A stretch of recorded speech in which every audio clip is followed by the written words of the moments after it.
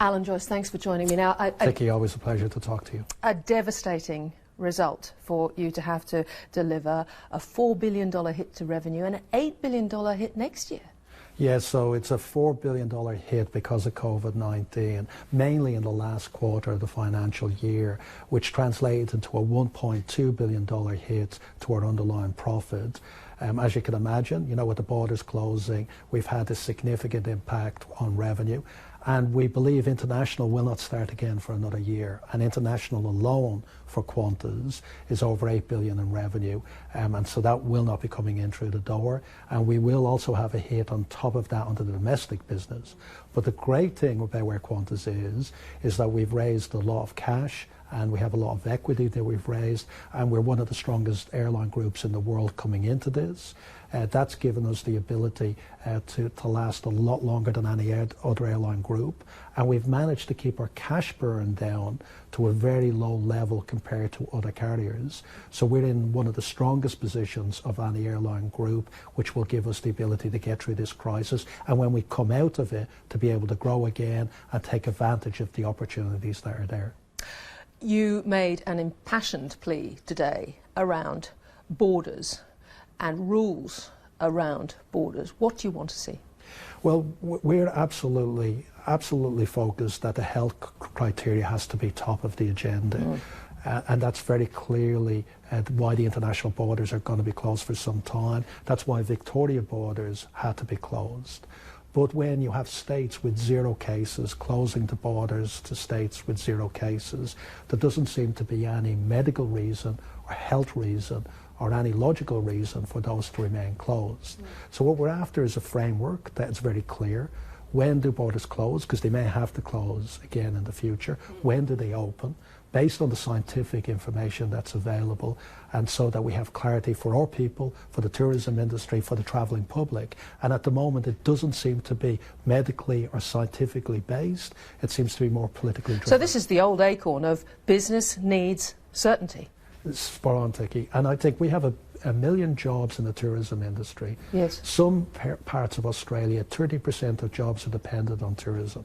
Tasmania and far north Queensland. Yeah. And JobKeeper is there to help support them at the moment, but that's going to end. So how do we get to a position where we have a priority of the health requirements, but at the same time don't sacrifice the economy by us having rules where there's 0 cases to 0 cases, and transport and travel and tourism should be able to operate in that environment. Now, this is really important for jobs in tourism, but it's really important for your own employees, obviously, as well. I mean, if you can get a set of rules going where borders can be opened in the short term, that's going to make a lot of difference between, because you're standing down now 15,000 people. Yeah, 15,000. And you're saying at least 6,000 jobs are going. I think 4,000 are going by September. Yes. When you say at least, could more go? Yes, in June we said there would be at least 6,000, and obviously the situation is evolving. We don't know where it's going to end, and the plan has to be flexible to be able to cope with that. But I mean, this issue around borders could make a difference between the amount of jobs that you can keep on or how many more you have to let go? So I think it is absolutely costing people the ability to earn income, because it means we thought we'd be at 60-70% of our domestic network by now. We're at 20%. So that's a lot of people that aren't working, a lot of people that aren't earning income, a lot of people that aren't generating support for the local economies. And not only us, but it's all the tour operators in these towns and cities around the country. It's also businesses that can't travel and can't promote their businesses. So there's a huge impact to the economy by this, so we have to realise. And again, I'd emphasise, we're not saying don't do things with border closures that are health driven. They should be. Yes. But there has to be the right approach to this when there are no health risks. Yeah. I can say, you know, I think every company in the country is going to be subject to this. We're going to have an issue with the economy once JobKeeper comes off. And JobKeeper will come off next March. And we need to get those parts of the economy that are important to us, tourism, education, small businesses, working again, to compensate for that. Because the federal government can't keep writing checks for JobKeeper, we all know that. and we have to get the economy working again. Otherwise, we're going to have incomes and livelihoods and people's lives at risk as a consequence. And interestingly, as far as these borders are concerned, I mean, the domestic market, not the international market, is actually what drives Qantas's profits, isn't it? It has been for some time, and I can tell you that when borders do open up, we're seeing this huge surge in demand. The biggest route on our network at the moment is Brisbane to Cairns, because you can't travel intra-states in Queensland. And actually the travel on that is bigger than it was pre-COVID. When we opened up the Queensland border for that limited window with New South Wales, Jetstar had the biggest sale in its history over that 24-hour period. Aussies want to travel, they want to see their country, they want to actually visit family and friends, and I think we need to do that in a safe way. But there seems to be no reason why we can't be opening some of these borders now, because it seems like there's a safe environment in which we can do that. Yeah. You said your cash burn, you've brought that down to, I think, is 40 million a week. What is helping you, tiding you over your other businesses? Yes, so we've a few healthy businesses within the group.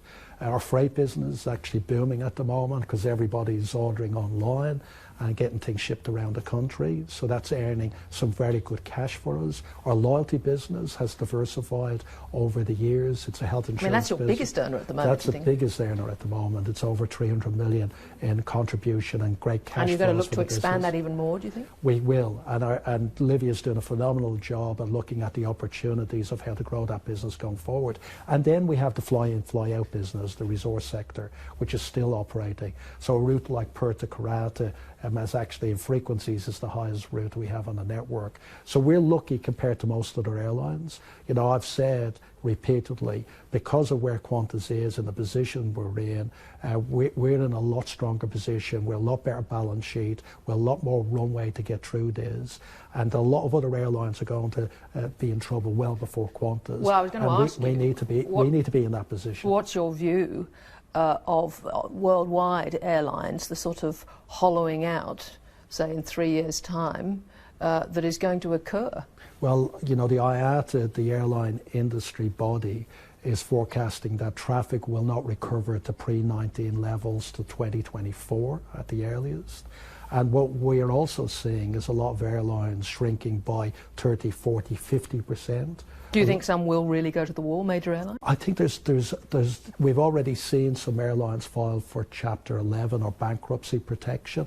LATAM, the biggest airline and a partner of ours in South America, has gone into Chapter 11. Virgin Atlantic, the big airline in the UK, has looked for bankruptcy protection. And I'm sure there will be more, as this will likely continue well into 2021. In terms of potential, we've talked about interstate. What about the New Zealand bubble? So first of all, we have to get the domestic borders opened up, because if we can't get a state that has 0 cases to a state that has 0 cases opened, I don't think there's any chance of New Zealand. But we think there's optimism that that will be one of the first to happen. And that's a great market for Australia and for New Zealand.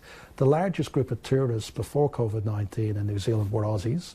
And the second largest group of tourists into Australia were New Zealanders. So it's great for both economies. It's great for both countries if we can get that opened up. And there shouldn't be any reason, again, keeping health as a top priority, why those borders with a low level of cases in both countries should not be opened up at some stage. And I think the federal government wants that, the New Zealanders want that, and hopefully that will happen in early 2021. You've had the highs. You're going to see this through? Of course I am. I've committed to staying with the group for another 3 years to see this plan get through and hopefully get to a position where we can start investing again for the future, like Project Sunrise, investing again in our domestic fleet. We did it in 2013. We turned this business around. We had to make 5,000 people redundant back then. Over the following 6 years, we recruited all of them and grew jobs again and produced record profits for the group. We will do that again, and this 3-year period is what we need to do in order to get there. Finally, the last thing you said in your talk today was about Qantas and the spirit of Australia continuing. I mean, I just wonder how important that is both to the airline but also to the psyche of the country. I think it's really important. This is one of the most iconic brands in the country. It's had a role in every part of Australian life for 100 years. It's been there when Australia needed help, when people overseas needed help. It's a national asset. It's very important it survives it, and we'll make sure that it survives it. But it's also got amazing people. The hardest thing I've had to do is see people that have worked for the company for 40 years come into my office. They are superb people, but we've had to let them go because we have 6,000 people that we haven't got jobs for going forward. It's heartbreaking. And what's great about that spirit is those people are being sought after in other companies. And I've had other CEOs telling me how great the Qantas people are. And that, to me, we can never lose. And we will not lose it because we have a plan for the company to get through this.